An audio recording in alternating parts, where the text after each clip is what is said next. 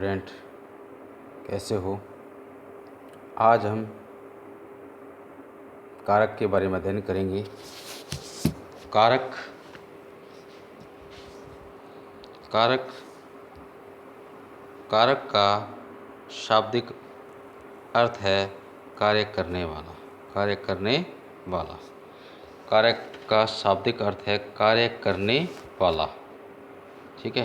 अब इसकी परिभाषा देखो। जब किसी संज्ञा या सर्वनाम पद का संबंध वाक्य में प्रयुक्त अन्य पदों व क्रिया के साथ किया जाता है उसे कारक कहते हैं। एक बार फिर सुनो। जब किसी संज्ञा या सर्वनाम पद का संबंध वाक्य में प्रयुक्त अन्य पदों व क्रिया के साथ किया जाता है उसे कारक कहते हैं। अब जो हिंदी में जो कारक होते हैं वो 8 होते हैं और 8 कारकों के चिन्ह होते हैं। 8 जो कारकों के चिन्ह होते हैं उन्हें विभक्ति भी कहते हैं, परसर्ग भी कहते हैं और विभक्ति चिन्ह भी कहते हैं। तो कारक चिन्ह को क्या कहते हैं? विभक्ति चिन्ह, परसर्ग या कारक चिन्ह भी कहा जाता है। अब हिंदी में कारक 8 प्रकार के होते हैं। जैसे कर्ता का पहला कारक है कर्ता कारक। इसका चिन्ह है ने, कर्म, को, करण, से के द्वारा या के साथ, संप्रदान, को के लिए, आपादान, से अलग होने के अर्थ में, संबंध, का के की, ना ने नी, रा रे री और अधिकरण में पर और संबोधन हे अरे रे ओ। अब पहला कारकों के अंदर पहला है कर्ता कारक। संज्ञा या सर्वनाम के जिस रूप से क्रिया के करने वाले का बोध होता है उसे कर्ता कारक कहते हैं। जैसे राम ने पुस्तक पढ़ी। अब इसकी कुछ विशेष बातें हैं। जैसे कर्ता कारक की विभक्ति ने होती है, लेकिन ने विभक्ति का प्रयोग सहकर्मक क्रिया और केवल भूतकाल वाक्यों के साथ ही किया जाता है। सहकर्मक क्रिया होगी और केवल भूतकाल का वाक्य होगा। जैसे मोहन ने गीत गाया, ये भूतकाल का वाक्य है, इसलिए भूतकाल वाक्यों के साथ ने परसर्ग का प्रयोग होगा। अकर्मक क्रिया के कर्ता के साथ ने विभक्ति का प्रयोग नहीं होता। जैसे राम पढ़ता है, तुम लिखते हो। अब ये अकर्मक क्रिया है, इनके साथ ने विभक्ति का चिन्ह का प्रयोग नहीं होगा। वर्तमान काल और भविष्य काल की सहकर्मक क्रिया के कर्ता के साथ ने विभक्ति का प्रयोग नहीं होता। जैसे राम भोजन पकाता है, ये वर्तमान काल का वाक्य है, राम भोजन पकाता है। वह विद्यालय जाएगा, अब ये भविष्य काल के है, वह विद्यालय, इनके साथ ने चिन्ह का प्रयोग नहीं होगा। अब कारकों के अंदर दूसरा भेद है कर्म कारक। क्रिया का फल जिस शब्द पर पड़ता है उसे कर्म कारक कहते हैं। क्रिया का फल जिस शब्द पर पड़ता है उसे कर्म कारक कहते हैं। कर्म कारक की विभक्ति को है। अब इसकी कुछ विशेष हैं। विभक्ति को का प्रयोग केवल सजीव कर्म कारक के साथ ही होता है। यानी को चिन्ह का प्रयोग जो सजीव होगा उसके साथ कर्म कारक का प्रयोग होगा, निर्जीव के साथ को का प्रयोग नहीं होगा। जैसे राधा ने नौकर को बुलाया, वह पत्र लिखता है। जैसे वह पत्र लिखता है। अब जैसे राधा ने नौकर को बुलाया, तो नौकर यहाँ पे सजीव है, इसलिए इसके नौकर के साथ को का प्रयोग हुआ। जैसे वह पत्र लिखता है, तो ये पत्र सजीव नहीं, इसलिए इसके साथ को का प्रयोग नहीं हुआ। अब आज्ञा सूचक शब्दों में निर्जीव के लिए भी विभक्ति को का प्रयोग होता है। आज्ञा सूचक शब्दों में निर्जीव के लिए विभक्ति को का प्रयोग होता है। जैसे पुस्तक को मत फाड़ो। अब पुस्तक अपने आप निर्जीव है, लेकिन इसके साथ भी को का प्रयोग होगा। कुर्सी को मत तोड़ो। आज्ञा सूचक दी जा रही है, उसमें को विभक्ति का भी प्रयोग होगा। जैसे स्वाभाविक क्रियाओं में को का प्रयोग होता है। जैसे उसको प्यास लगी है, राम को बुखार है, राम को बुखार है। अब कुछ बातें हैं, कभी कभी कर्म कारक में परसर्ग अर्थात कारक चिन्ह लुप्त रहता है, कारक चिन्ह लुप्त रहता है। जैसे बालक पुस्तक पढ़ता है, बालक पुस्तक पढ़ता है, राम खाना खाता है। तो हम इस प्रकार हम इन्हें किस तरह से पहचानेंगे? इसकी पहचान करने के लिए हमें इनकी पहचान करने के लिए जैसे जो विभक्ति रहित कर्म को पहचानने के लिए वाक्य में क्या, वाक्य में क्या, वाक्य में क्या, किसको तथा कहाँ लगाकर प्रश्नवाचक बना लेते हैं और जो उत्तर आएगा वही हमारा कर्म होगा। जैसे राधा ने नृत्य दिखाया, राधा ने नृत्य दिखाया। अब इसके लिए प्रश्न बनाएंगे, राधा ने क्या दिखाया? तो इसका उत्तर हमें मिल रहा है नृत्य। तो इस तरह से प्रश्न क्या लगाकर क्या या किसको और कहाँ शब्द का प्रयोग करके हम कर्म कारक की पहचान कर सकते हैं। जैसे एक और समझो उदाहरण, रेखा घर चली गई, रेखा घर चली गई। अब रेखा क्वेश्चन बनाते हैं इसका, रेखा कहाँ चली गई? तो रेखा घर चली गई, तो इसको उत्तर मिल गया। तो इसका मतलब ये कर्म कारक है। जैसे राम ने रावण को मारा, राम ने रावण को मारा। अब राम ने रावण को मारा, तो राम ने किसको मारा? तो राम ने रावण को मारा, तो यहाँ भी कर्म कारक है। अब कभी कभी वाक्यों में दो कर्म भी प्रयुक्त होते हैं, कभी कभी वाक्यों में दो कर्म भी आ जाते हैं। तो इस अवस्था में एक कर्म जो होता है उसको प्रधान अथवा मुख्य तथा दूसरे को अप्रधान अथवा गौण कर्म कहा जाता है। जैसे माँ ने बालक को कपड़े पहनाए, माँ ने बालक को कपड़े पहनाए। मोहन ने लेखक को मिठाई खिलाई, मोहन ने लेखक को मिठाई खिलाई। और माँ बच्चे को दूध पिलाती है।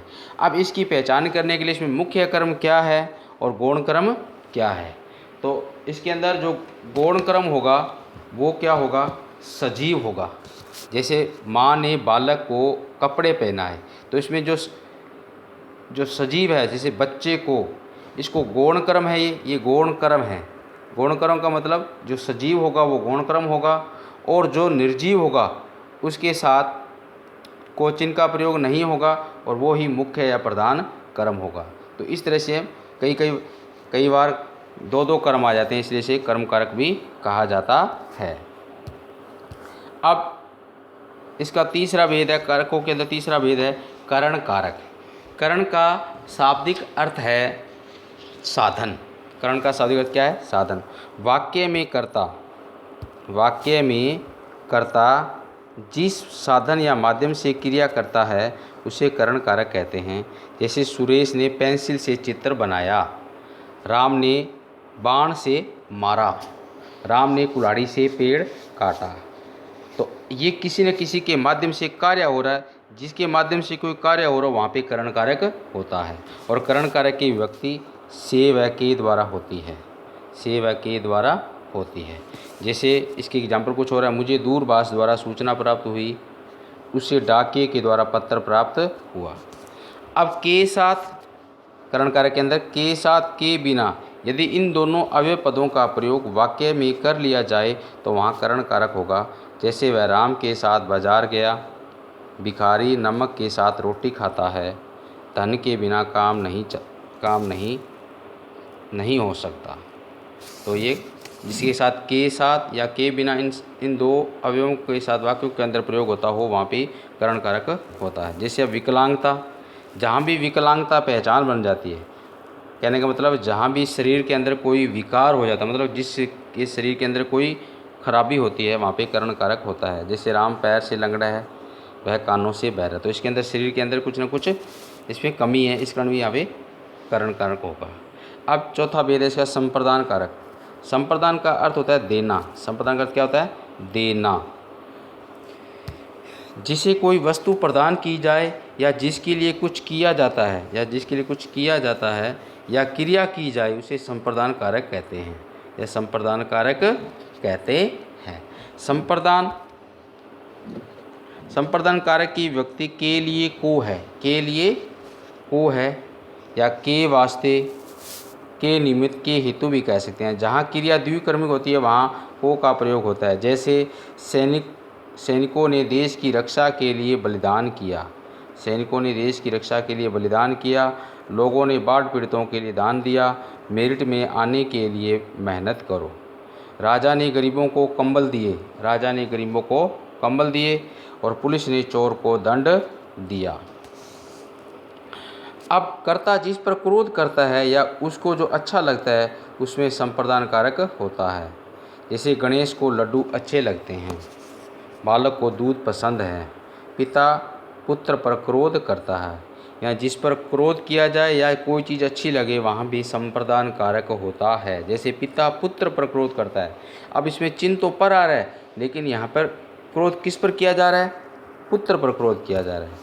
यानी पुत्र पर क्रोध करने के कारण यहाँ पे संप्रदान कारक है। अब जैसे यहाँ पे बालक को दूध पसंद है, अब यहाँ पसंद भी देखी जा रही है, जिसके अंदर पसंद है उसमें कर्ता संप्रदान कारक है।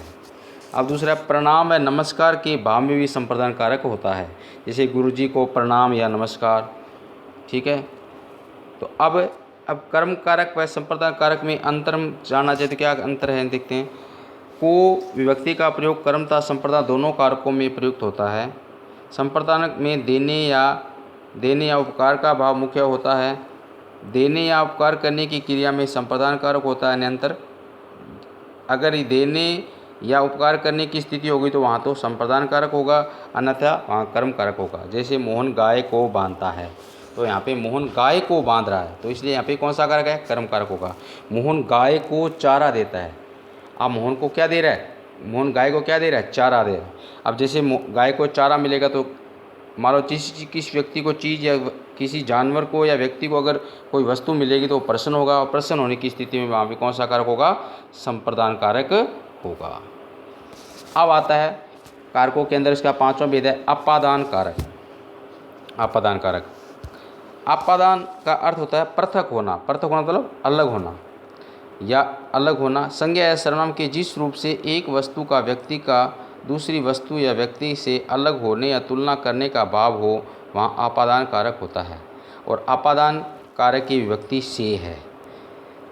एक पहले करण कारक की विभक्ति भी से थी और यहाँ अपादान कारक की विभक्ति भी से है, लेकिन दोनों में अंतर है। जैसे करण कारक में तो किसी के माध्यम से कार्य होता है, लेकिन अपादान कारक में वो मतलब से चिन्ह का मतलब है कि वो किसी से अलग होता है। जैसे उदाहरण समझो, जैसे पेड़ से पत्ता गिरता है, राम बस से उतरता है, तो यहाँ पे से चिन्ह तो जरूर है, लेकिन यहाँ पे पेड़ से पत्ता क्या हो रहा है? अलग हो रहा है। और राम बस से क्या हो रहा है? उत्तर है, तो राम भी बस से अलग हो रहा है, तो यहाँ पे से चिन्ह ये आने के कारण यहाँ पे अपादान कारक है।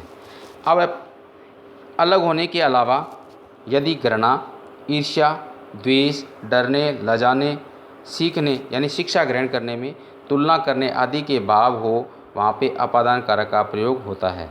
जैसे गंगा हिमालय से निकलती है, तो यहाँ पे गंगा हिमालय से निकलती है तो मतलब गंगा हिमालय से निकल रही है, तो उसको उत्पत्ति हो रही है।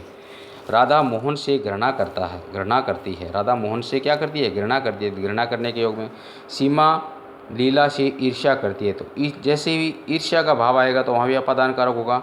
मोहन राम से द्वेष रखता है। मोहन शेर से डरता है, यहाँ पे डरने का भाव है तो इसलिए भी अपादान कारक है। वह ससुर से लज्जा करती है, मतलब शर्माती है, तो यहाँ पे अपादान कारक होगा। गुरुजी छात्र से हिंदी सीखते हैं, तो यहाँ पे जो छात्र है वो गुरुजी से क्या सीख रहे हैं? यानी शिक्षा ग्रहण कर रहे हैं कि वो हिंदी सीखने का कार्य कर रहे हैं, तो सीखने के भाव में भी अपादान कारक होगा। जैसे एग्जाम्पल और है, विद्यार्थी शिक्षक से पढ़ते हैं, तो विद्यार्थी शिक्षक से पढ़ रहे हैं अर्थात वो शिक्षा ग्रहण का कार्य कर रहे हैं। विमला सीता से लंबी है, ये तुलना है कि विमला सीता से क्या है? लंबी है। तो इन शब्दों के योग में अपादान कारक होता है।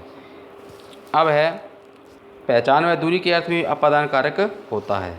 जैसे पोस्ट ऑफिस स्कूल से दूर है, वह मारवाड़ से है, इसकी पहचान है कि वो मारवाड़ से, इसलिए यहाँ पे अपादान कारक है। अब छठा है संबंध कारक।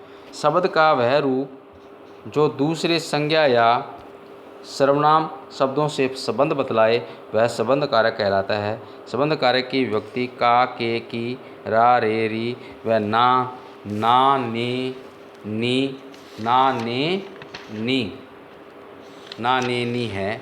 जैसे वह सुमित का भाई है, वह सुमित का भाई है। और राजा दशरथ के 4 पुत्र थे, वह राम की पुस्तक है। मेरी उम्र 50 वर्ष है, अपना परिचय पत्र दिखाओ। तो ये संबंध कारक है। अब है अधिकरण कारक। अधिकरण का शाब्दिक अर्थ है क्रिया का आधार या आश्रय, क्रिया का आधार या आश्रय, क्रिया का आधार या आश्रय। वाक्य में प्रयुक्त संज्ञा या सर्वनाम की जिस रूप से क्रिया के आधार का बोध होता है उसे अधिकरण कारक कहते हैं। अधिकरण कारक की व्यक्ति में में एवं पर है। में का अर्थ है अंदर या बाहर, भीतर, तथा पर का अर्थ है ऊपर। बंदर पेड़ पर बैठा है, कमरे में पंखा चल रहा है, मछली पानी में तैर रही है, पक्षी आकाश में उड़ रहे हैं। तो यहाँ पे में व पर चिन्ह का प्रयोग करने का यहाँ पे अधिकरण कारक है। अब के अंदर, के बाहर, के भीतर इन विभक्ति कारक चिन्हों में अधिकरण कारक का प्रयोग किया जाता है। जैसे कमरे के अंदर मेज रखी है, कमरे के अंदर मेज रखी है। श्याम घर के भीतर बैठा है, अंदर शब्द आ जाए या भीतर आ जाए या बच्चे घर के बाहर खेल रहे हैं, तो इन शब्दों के में आप अधिकरण कारक है। अब है इसका अंतिम जो भेद है संबोधन कारक। वाक्यों में जब किसी संज्ञा या सर्वनाम को पुकारा जाए, वाक्य में जब किसी संज्ञा या सर्वनाम को पुकारा जाए अथवा संबोधित किया जाए उसे संबोधन कारक कहते हैं। संबोधन में पुकारने, बुलाने एवं सावधान करने का भाव होता है। इसकी विभक्ति हे, ओ, अरे, रे है। रे भगवान, हे भगवान, हे भगवान, कैसा ज़माना आ गया। अरे, अब यहाँ पे अरे के बाद यहाँ पे विस्मय बोधक चिन्ह का प्रयोग हो रहा है। अरे, ये क्या कर रहे हो। ओ भाई, कहाँ भागे जा रहे हो।